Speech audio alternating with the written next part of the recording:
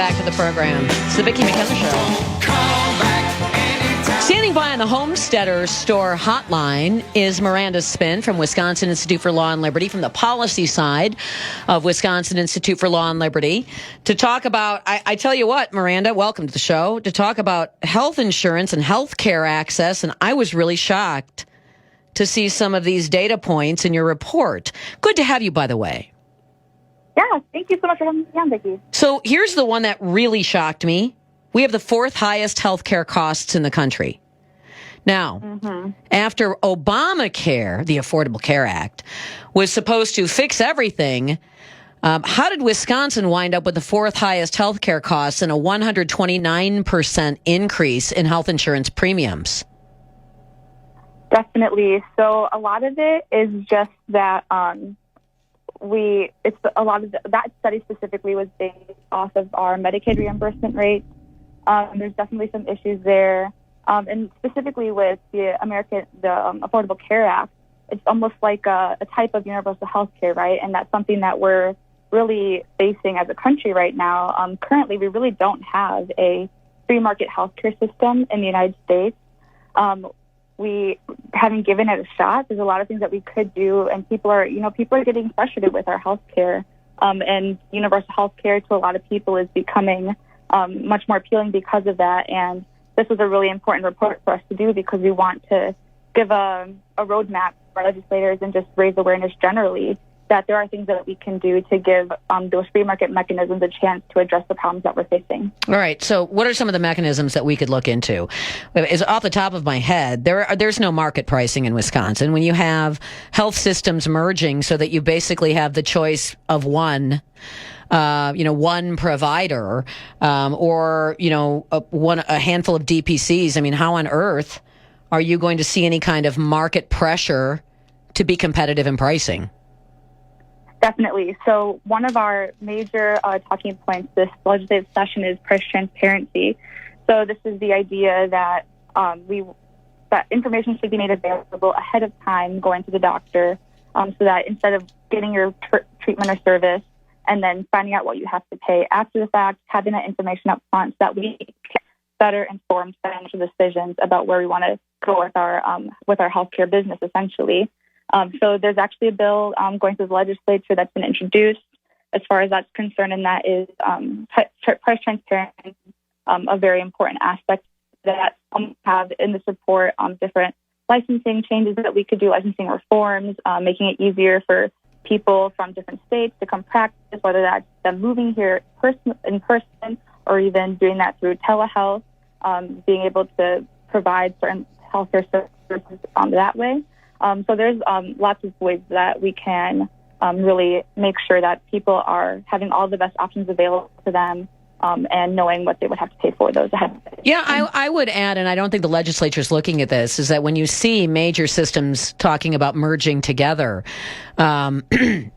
make sure that you don't let an area be left with literally one massive system, because you're going to see the same price. I mean, price transparency would be great, but if you've got one system that you're accessing, it's going to be the same price. There's not much competition. We don't see a lot of that. How can we get more DPCs? How can we get more doctors interested in doing this, hang up their own shingle, direct primary care? That is total price transparency. And that's, by the way, when you hit a wall sometimes in trying to get reasonable cash prices for services, because you're going to have to, your doctor or you will have to make the call to try to find out what the price of an MRI is, for instance. Yes, definitely. So there's hopefully a bill on direct primary care coming out this session, but there have also been bills in the past.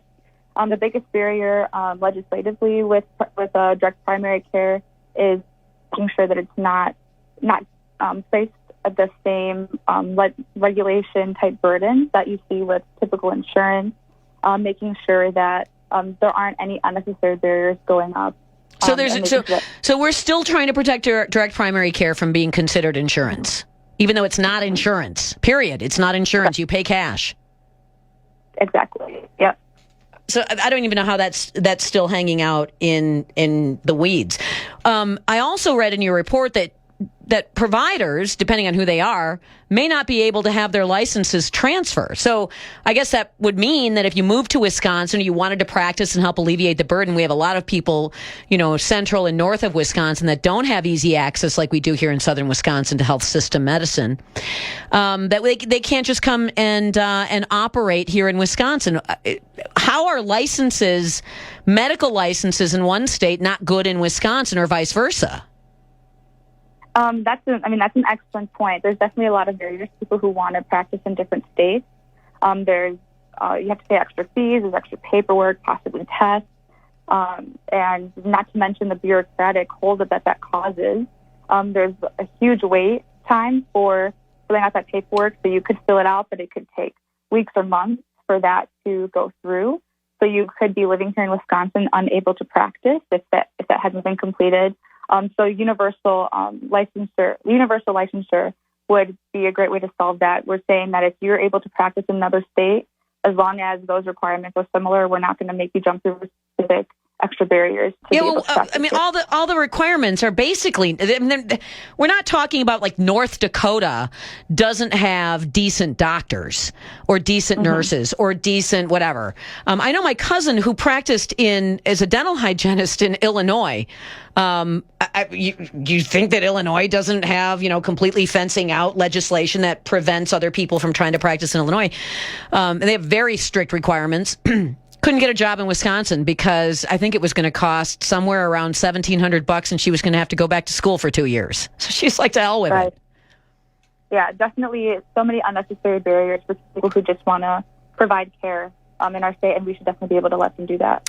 So this whole thing, all of our problems that were supposed to be fixed with the Affordable Care Act, absolutely nothing got fixed with the Affordable Care Act. In fact, things seem to have gotten worse. We have, people who can access Medicaid because they qualify, but that doesn't necessarily mean they can find a provider because maybe you have a provider up where you live that doesn't take Medicaid, or just because there aren't a whole lot of providers. We're not making it easier to try to get more nurses. We have a problem with attracting enough people into nursing. We don't make it easier for people to come and help out if they want to. I guess, I thought that was all supposed to be solved with this great big federal bill that was so partisan when it was passed. Exactly. And that's a big part of why this report is very important for us, because those government takeovers are not going to solve our problems. It's government getting out of the way, empowering patients to make their own financial decisions, and the things that are going to fix our health care. Yeah, we don't have a lot of uninsured, right? We have a very low number of people who are uninsured. I bet if we dug into those numbers, we'd find out that most of those people qualify for workplace insurance or would qualify for Medicaid and haven't signed up or are young or whatever that is. We have a low number of uninsured, but we have a lot of people who can't actually use what they have for insurance to access care because they live in a place that just doesn't have easy access. Yeah, there's a lot of problems. Wisconsin only has 5.5% of the population who's uninsured. So that is a low number compared to some other states around the country. But even with insurance, there are high deductible health plans where being able to afford your health care before you reach your deductible is a huge problem. You may not have access to a doctor who's in your area if you live in a rural area, or if your insurance doesn't have a partnership with a doctor who's in your area, that would make them out of network, also making you have to pay for that out of pocket. So even with people having insurance, there's a lot of barriers to receiving health care, and these are just some ways that we can fix it. Yeah, I like all of these ideas. I really like the idea of trying to improve the lay of the land for direct primary care, because if you have a high deductible plan and you have, let's say, a $5,000 deductible, a DPC is something that would benefit you immensely if you were paying a low amount per month for your premium for your major medical plan. We have another problem here, and that is, and this apparently is somewhat recent, that people on high deductible plans are losing their manufacturer's coupons for their drugs. And that seems to be something that also is an impediment to, affordable and accessible health care here.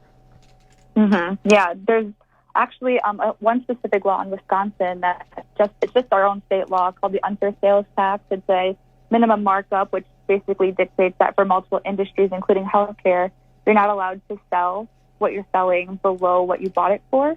So in the case of prescription drugs, that means that there has to be a certain amount, like a minimum amount that you're selling your drugs for. You could sell it for cheaper. So our drugs are marked up. Our drugs are already marked up because of this dumb minimum markup law. That's nothing more than a protectionism measure. And at the same time, we now have insurance companies that are saying, we're going to take those manufacturers' coupons and you can't use it towards your deductible. At the exact same time, we're trying to force people into high deductible HSA-based plans or high deductible major medical plans. And while all of this is going on, you can't just find a really inexpensive membership-based direct primary care provider to make it so that you can actually afford to stay healthy.